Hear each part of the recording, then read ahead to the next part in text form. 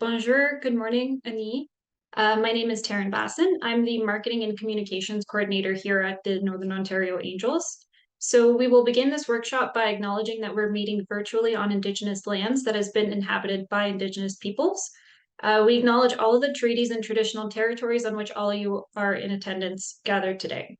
So thank you so much for joining us this morning. The Investor Ready program is a comprehensive and intensive 9-week entrepreneurial training program. And it's really designed to kind of help and equip participants with the skills and knowledge required to create their business propositions and attract potential investors. So this program is a joint effort between Link North, who are present here today as well, and the Northern Ontario Angels. So I'm going to hand it off to our Executive Director, Ian Lane. Hey, good morning. Thanks for joining everyone, and thanks for the introduction, Taryn. So, as Taryn mentioned, I'm the Executive Director with the Northern Ontario Angels. I'm based in Sudbury. Taryn is in Timmins, and we're joined by our colleague Kimberly Wahama Deshane, who's also in Sudbury. But Northern Ontario Angels has been around since 2005, and we help entrepreneurs and founders in high growth industries connect with accredited investors, predominantly here in Northern Ontario. But we have a growing number of investors that are from outside of the region, across Canada, and internationally. And to date, our angels have invested over $200 million into companies that are based in Northern Ontario. So really proud of those metrics, and I want to thank our friends at Link North and Timmins Economic Development Corporation for being great partners for us and allowing this opportunity to get in front of you and help you become investor ready. Thank you. Awesome, thanks, Ian. Introducing Ross McDonald, Business Development Specialist at Link North. Thanks, Darren. Welcome everyone to our first workshop series for Investor Ready. So let's talk a little bit about Link North. We provide business advisory services, funding, and deliver programming like Investor Ready to support our entrepreneur and business clients with launching, scaling, and growing their operations. So we're based in Timmins, but we service the far northeast, Highway 11 corridor from Perch to Earlton, James Bay coastal communities, and communities in and around Timmins. So when we work with a client, when we first meet with them, one of our goals is to gain understanding of the business, product, or technology that they're looking at developing, their needs, and then work closely with them to create a roadmap that aligns with their vision and helps them to reach their end goals. I do want to mention, as a participant in our Investor Ready program, you can access Link North's free business advisory services to help you develop your business model, value proposition, and other material that you'll come across as you go through this program. I'll provide our contact information and a little bit more information on Link North and how to become a client in the box. Thanks, Hank. I've introduced Jeremy Elomaa. He is with the Business Enterprise Center, and he'll be your speaker for the next couple of sessions. He'll go through the business model canvas, and I'll turn it over to him to do the introduction. Awesome, thanks, Ross. Before we begin, just some webinar etiquette. If you have not done so already, if you can please mute your audio channel to avoid interference. So this presentation is being recorded and it will be available after the call, so I'll be sending out an email as well. All right, and now I'll hand it off to our expert, Jeremy. Awesome. Thank you so much, everyone. And I appreciate the introduction. Welcome. Good morning. And just a little bit about me first. My name is Jeremy. I am a business development specialist with the Timmins Economic Development Corporation and support some of the activities within the Business Enterprise Center, as well as a special project called Core 5. Just for a bit of knowledge, the Business Enterprise Center is one of 54 small business enterprise centers in the province of Ontario. And the whole purpose of the Business Enterprise Center is also to provide support to entrepreneurs and SMEs within the Timmins region in a similar geographic location as was explained by Ross and Lake North. And basically what we do is provide, business advisory services, workshops such as these to help entrepreneurs and SMEs build capacity and to ensure that they find success through all stages of their business life cycle. I've been in the business development field for approximately 8 years now, 3 years in the private sector, and then 5 years with the TEDC. And I've worked with a number of different entrepreneurs, SMEs, larger corporations across a variety of different industries from mining, forestry, agriculture, retail, and have helped them with a number of different things when it comes to business planning, strategic planning, acquiring grants, accessing funding opportunities, etc. So that's just a bit about me. And then today we're going to be having a conversation about a tool known as the Business Model Canvas, or as I might refer to it as the BMC just for short. Specifically, what I'd like to cover is the purpose, of today's workshop. Then I'm going to highlight what the Business Model Canvas actually is, what it can be used for, etc. And then I'm going to jump into the first four main quadrants or areas of the BMC that are very, very valuable and sort of set the stage to the secondary part two workshop that will be happening next Thursday as well. So we'll be talking today about, the value proposition, key activities, key resources, as well as key partners towards a business model. And I will note here as well, I believe Taryn will be delivering a entire workshop on the value proposition. So definitely register for that, because knowing how to communicate the value proposition, and marketing it is incredibly, incredibly important. So jumping into it, today I would like to be a bit of an active discussion as much as possible. So I know everything is sort of turned off in terms of volume at this point in time, but please utilize the chat and ask questions. No question is wrong. Just be respectful, and we'll try and address everything near the end, because there will be time for Q&A. So overall, the purpose of today's session is to provide a high-level overview of the business model canvas so that you will have the knowledge, of how to use it.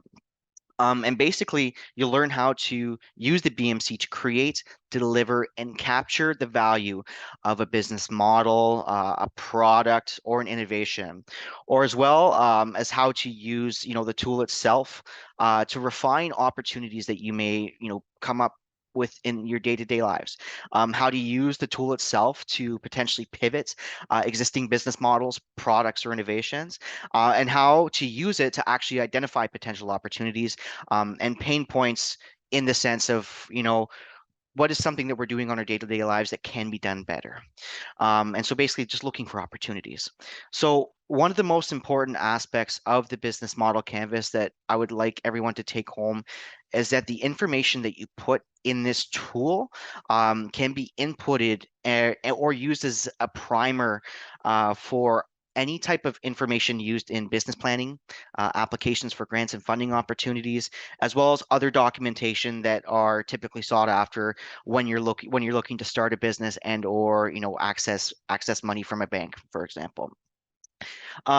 Through the two sessions I'm doing, you'll notice that I'm going to be using Walmart as an example to demonstrate the tool itself, basically to show how it can effectively be utilized with a larger corporation, and to highlight specific examples with that. And I'm sort of picking on Walmart because I worked there for 5 years during high school and university, and I experienced a major changeover in terms of what they were doing for a business model when they were shifting to super centers. So basically, it's a good example of how identifying specific quadrants, for example, and how it has shifted over time.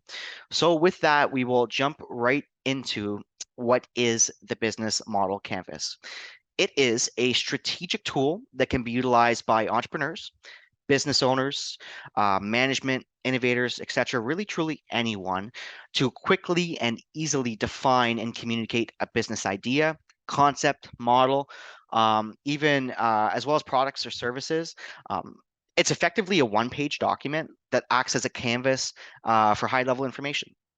So it is structured and covers certain fundamental elements with question-based prompts designed to guide users' thoughts. So everyone should have received a copy of the business model canvas in an email prior to the session, and you'll see it in the next slide, but you'll see the question specifically that I just mentioned.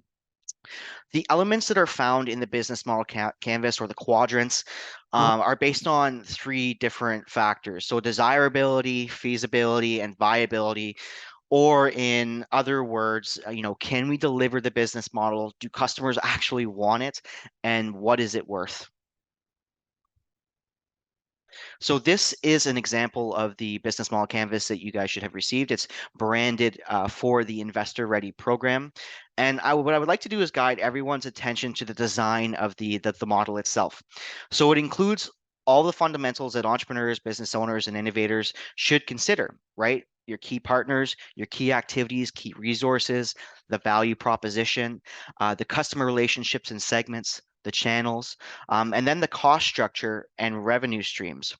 Intuitively, when you look at the right side of the business model canvas, what you're noticing is it's a lot of the external drivers that will influence the business model itself. So anything external, so the customers, the channels to how you communicate with them, as well as who you're going to target. Whereas the left side of the business model canvas are those internal and internal drivers that you necessarily need to actually deliver that value proposition. And both the left and right side sort of converge into the middle to the value proposition itself, which is the most important part of the business model canvas. So why do we use the business model canvas? It is a time-effective method of getting a high-level picture or overview of what a business idea, concept, product, or process actually may entail. It helps users gain an understanding of the business itself and to start making connections between the idea, concept, product, process, whatever it may be, and how to turn it into a business. And it helps users identify external internal drivers they may influence the actual business model itself, and it gets people thinking, right? And again, as I'd mentioned, the information can act as a primer or precursor for what should be included in business plan and or other important documentation. Again, while I'd like to reiterate that this tool is commonly used by entrepreneurs and innovators, it's actually incredibly useful for existing businesses. And I want to use an example of the COVID-19 pandemic.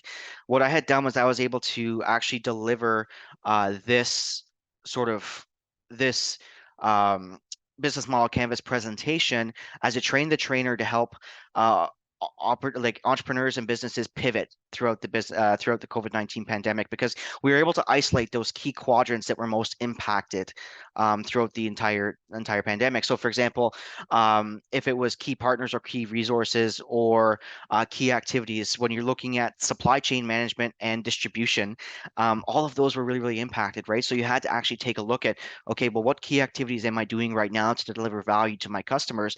What has been impacted, and how can I take that specific point and pivot or add something into it to remedy the situation?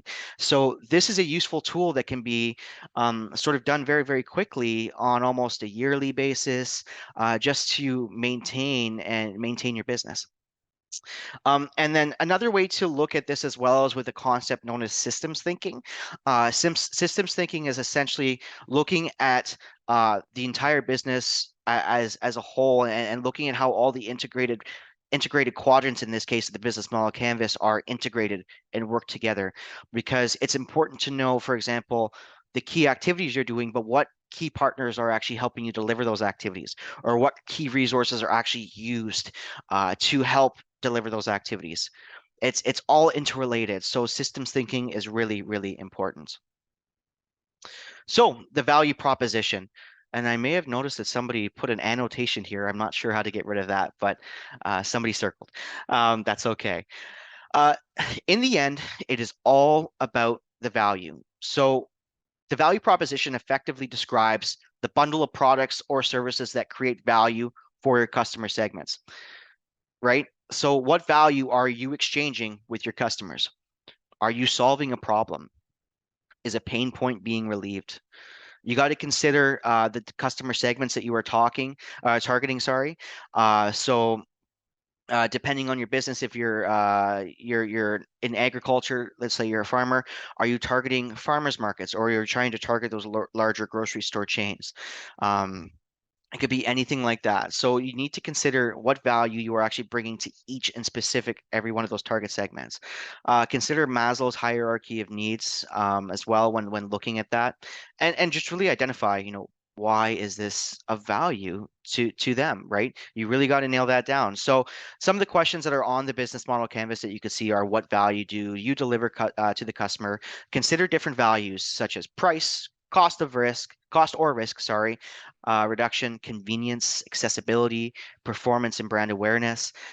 Which customer needs are you satisfying? What customer problems are you trying to resolve? And what features of your product or service demonstrate the unique value proposition? Um, when you look at, for example, Airbnb, and I'm just pulling this out of thin air. The convenience with Airbnb is that you're able to see a variety of potential locations online, and through a map-based portal and function where you're able to communicate directly with the property owner, right? Airbnb also, the way they deliver value is through their costing mechanisms. Oftentimes, they're actually cheaper than getting to a hotel. So there are different values along that. When applying this to a company like Walmart, historically, their value has been that they're able to offer products at a low price. Um, you know, it is one-stop shopping. You're able to do online shopping now. Through the COVID-19 pandemic, we saw, order online and pick up in store, or pick up in the convenient sort of locations where they will bring it out to you. As well as at one point, it was customer service. So when I had mentioned that Walmart had gone through a transition and changed their business model, when I had started there, I used to see a blue vest or an employee in every single department. This was prior to their transition towards supercenters. What had changed was, instead of, having sort of experts in each department, they sort of pulled people out of the departments and sort of moved them into other functional areas of the organization, whether it be stocking or moving people to the back room to help with unloading product. But you eventually had one person covering an area uh, with 3 or 4 departments. And eventually now what they have is they just have teams that go in and do the stocking, and they have a team that will do the facing, which is just cleaning up the aisles. They have cleaning crews, etc. So they've really, really changed from that customer service focus to being a one-stop shopping location where they have groceries. You're able to get your tires done in certain locations. You're able to do a number of different things. So their value proposition changed specifically to deliver to customers, because that is what they felt was the most needed. Moving forward and to the next point, we're going to look at key activities. Now, these are the actions that you need to do to deliver value to your customer segment, so your value proposition. So it all depends on what your value proposition actually is, but what activities are crucial in making your business model work? What are your distribution channels, and what activities drive revenue generation and customer retention? So you need to consider all of the processes and steps that have to be taken. So, these could be marketing, could be IT, could be production, could be customer service, etc. Also consider the resources that you're using, because the resources that you're using will identify those activities, right? The time spent, the expertise needed to deliver those key activities, distribution, strategy, and then I say human and then physical requirements as well. So key activities is really, really important, because you need to have a fundamental understanding of what it is you need to do to deliver your value. So again, looking at, let's say we pull out Airbnb as an example. Your key activities could be looking at, okay, we need to have a functional website. Okay, so we need to have somebody who's able to build the website. We need to have somebody who's able to maintain the website, etc. That's from the company perspective. The users of Airbnb, so those who are uploading their properties online to be used, need to consider, okay, well, how do I market it? How do I take the appropriate pictures? How do I effectively demonstrate what it is and why people should, actually come to my location? So what are those key amenities? Highlighting those factors. When you look at something for Walmart, again, I highlighted customer service with an asterisk there. You're looking at, they used to have that blue vest in each department. They were able to go and talk to somebody and they'd be able to give that knowledge of, okay, well, do you have the product in stock? What is the product about? Where is it located? That type of stuff. That used to be a key activity of Walmart. I don't believe it is anymore. Now there's a heavily um, managed area of focus on IT management. They have to have very strong sort of management of their website in order to demonstrate, okay, these are the products that we have in stock. This is how long it'll take to ship. The website can't crash. So where's our data being stored? So all of those factors have to be considered. Other effective key activities are procurement. The reason Walmart is able to offer their value of very low prices is because they have very large buying power. They're able to purchase a large number of products to be sold at across their locations. So because they're able to do that, they're able to drive the cost down because they're ordering so much, and then they're able to sell their products at a lower cost. Additionally, Walmart has done a lot of vertical integration. So they have their procurement and they have their transportation of their logistics. So they have a strength within their logistics because they have a central warehousing system whereby when they purchase all of their products, it goes to a certain warehouse. And then depending on the needs of each individual store, they'll be able to say, oh, we need to order this. So then the central warehouse will send a truck to the specific location with all the products that are needed that are at the central warehouse. So again, vertical integration is a key activity of Walmart. Inventory management, this is a big thing. A lot of us probably have gone to Walmart and asked if something's in stock and they say no, it's on order, it's on something. So you see those, what they're called a tells on gun. Those are part of the inventory management system where they have to actually go in. Employees will scan the item in the back room and indicate how many they have in stock. They do physical counts, they do electronic counts. So again, key activity. And then store management itself is a key activity. There's the main store manager, there's the assistants, and then the managers for either the departments or however it is sort of structured now. But they're all responsible to ensure that their employees are conducting the activities that the store is able to sort of manage appropriately. Now, key resources. Again, this all drives back to the value proposition, and there's a reason why we wanted to talk about these quadrants first. So it's simply, what are the resources needed to achieve the activities that we just talked about, right? So what resources are vital to your distribution channels, customer relationships, revenue streams, and other relevant areas of your business model? So you need to consider who is involved, what is used, what is consumed. It could be physical, it could be intellectual, it could be human, it could be financial. So, right, when you start thinking about those things, staff, IoT, so information things or information technologies, is it office space, materials, equipment, etc. Right? So it all depends on your business, all depends on your organization, but each one is going to require, for example, certain resources. Let's use an example of somebody who's developing an innovative technology within whatever space. Let's say it's a IoT based technology. So the resources that you might need, and let's say they're trying to create an app. It'll be disruptive in some sort of way. So you have somebody who's looking to create an app. Resources that are going to be needed to support the activities is you need somebody who has knowledge in computer coding. Ideally, you'd have somebody who has knowledge in whatever industry that they're trying to disrupt to be able to provide context to the coder.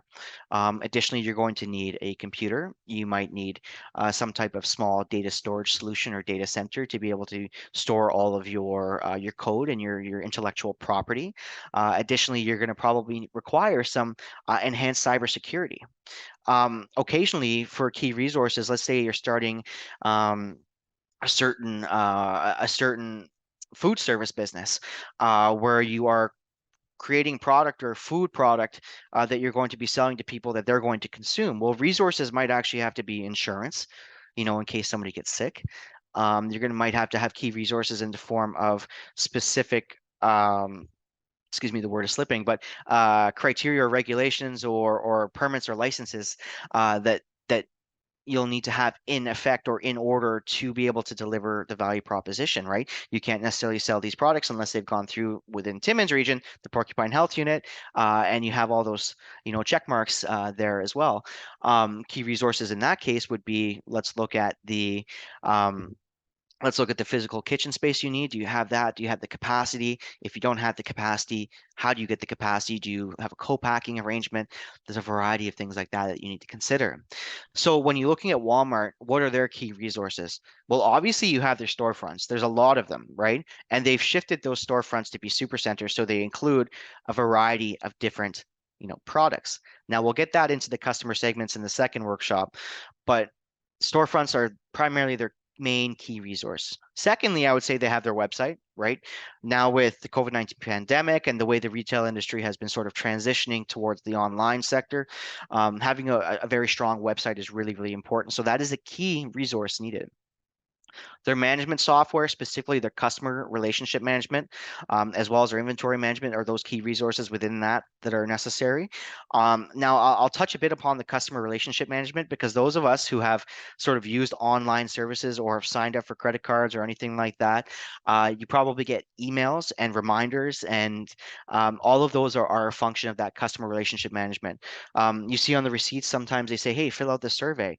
The reason they're doing that is because they want a solid understanding of, are they delivering value to their customers, and in what ways can they improve. If there's a discrepancy of some sort, they generally ask you to identify that discrepancy in order to come up with a solution in the future, right? So that customer relationship management, sort of, even just that survey tool, is a resource that they use to improve upon their services. Obviously, their employees are key resources, whether they be in-house or those that are a part of the vertical integrated structure, from transportation to unloading, to procurement, to store management, all of that. And then the other key resource they have at this point, because they're such a recognized brand, is that they have really good credit and goodwill. And this impacts their ability to purchase inventory and purchase bulk inventory at low costs. And there have been historical sort of, the way it's been described is they're able to bully some of their suppliers. Whether it's bullying or not bullying, they're able to actually purchase large quantities of goods at low cost so that they could sell at low costs. So jumping into the key partners section,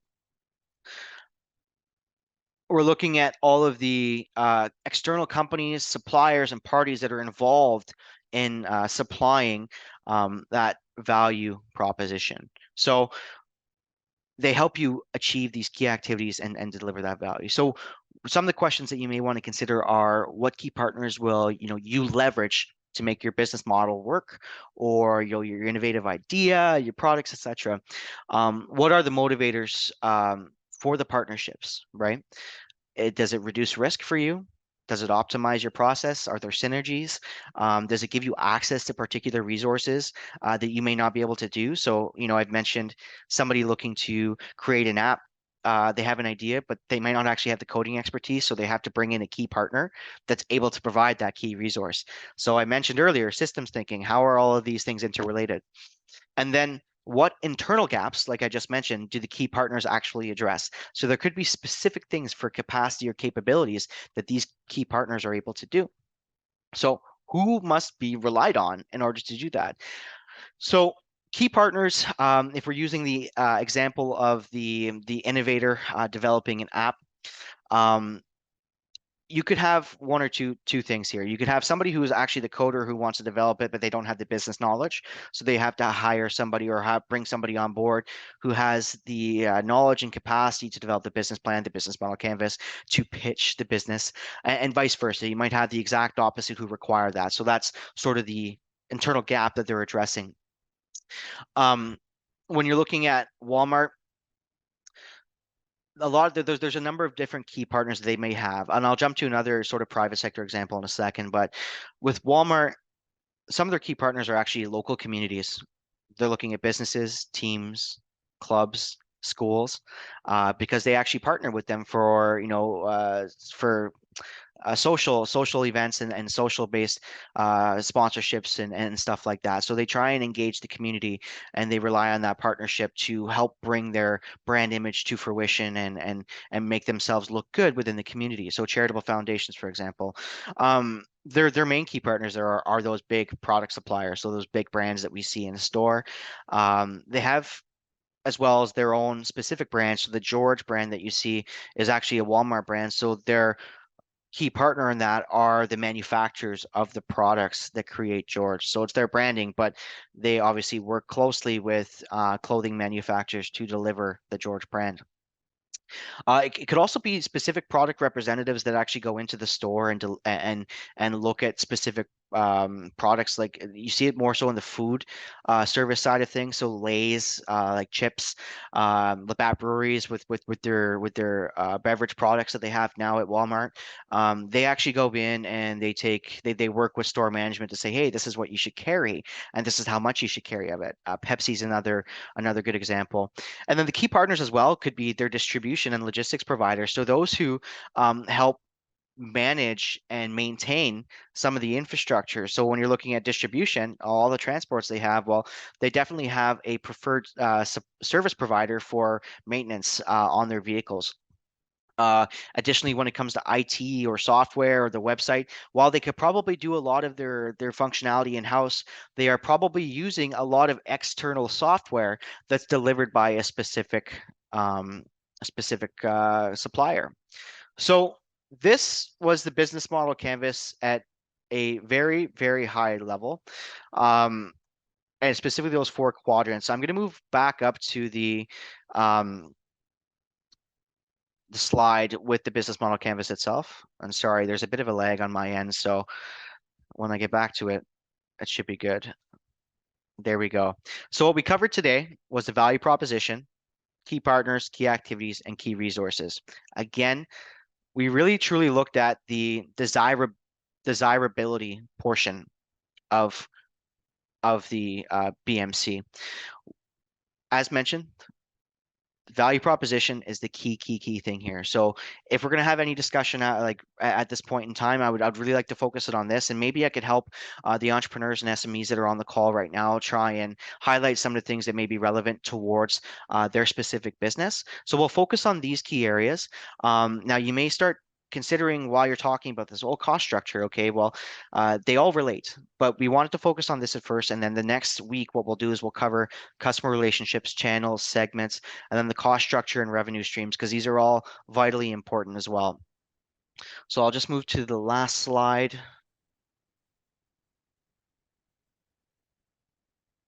Sorry about that. So next week, again, a bit of a recap. We're covering the feasibility and viability portions of it. So our customer is going to want your business, your idea, your innovation, and really truly, what is it worth, or what is it going to get you, or how much is it going to cost you to start it, and how much money will you make? So I'll open it up for questions now. What I'll do is I'll stop sharing. And there are, I guess, questions in the chat. Thanks, Jeremy. I can read out the chat questions if you like. So we have one from Jacob. How would one consider value proposition for a tourism business which offers less of a need and more of a want/experience? That is a good question. I guess we'd have to have a quick conversation. If you're willing to come on the mic and explain a little bit about what of the want experience it is, we can try and help identify how you'd consider that value proposition. Hello, this is Chantal Chauvin, not Jacob Becker. Sorry, I had to change the name, but that's okay. So we're doing a sled dog touring business.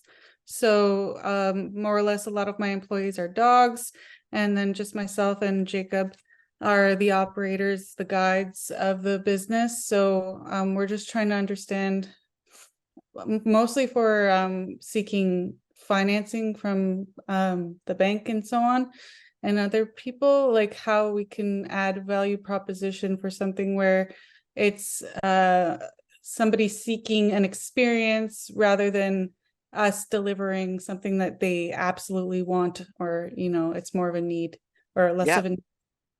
No, that's a really good question. So specifically with that type of thing, the value that you just expressed is that experience itself, right? So when you look at it, how many other operators provide this service in your region?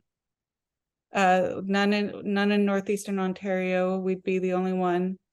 And in all of Ontario, there are 3 or 4 that are operating right now. Hmm.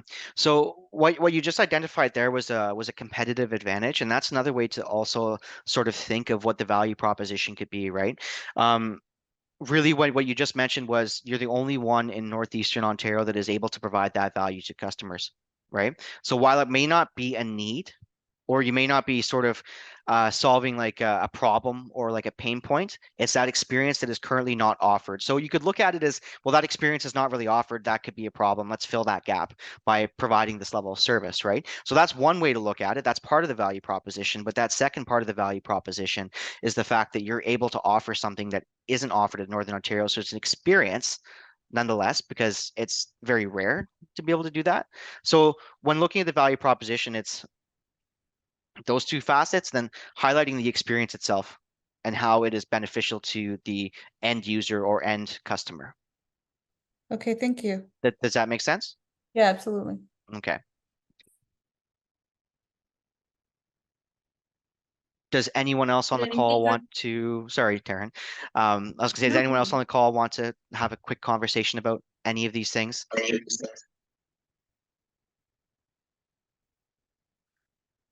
from What's Kim, we have CRM would you recommend? That's a that's a really good question. Um, I'm actually doing my MBA course right now, and we're doing strategic information systems planning. Um, I can't really answer that question because it is going to be entirely dependent upon your business and what goals and what you are trying to achieve with the CRM itself. There are a number of different CRMs out there that can provide a variety of functions. What I would suggest is you want to look at the purpose of the CRM. What are your goals? What are your objectives? You know, what do you want to achieve by actually having a CRM?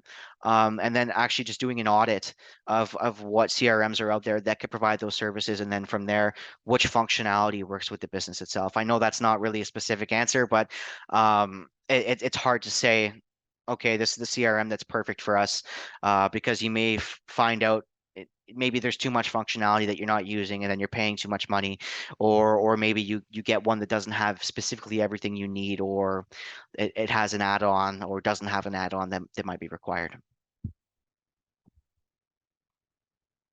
Thanks, Kim.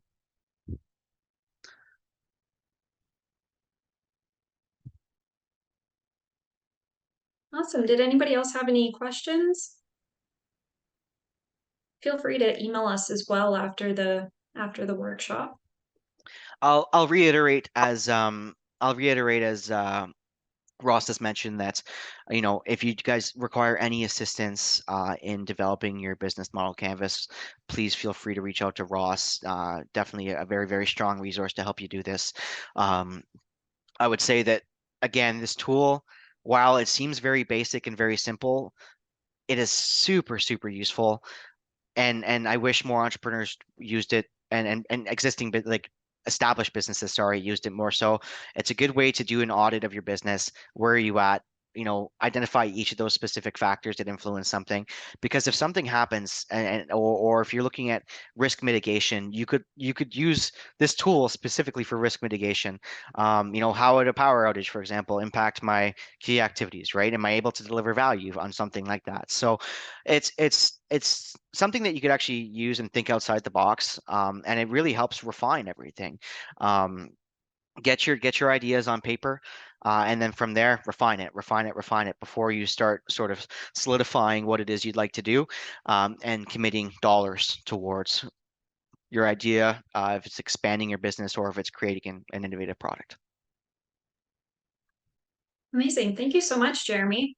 I also wanted to give a quick shout out to the Business Enterprise Center for sharing their knowledge with us today. So please be sure to attend part 2 of the Business Model Canvas workshop. It's going to be next Thursday, October 12th, but at 10 a.m.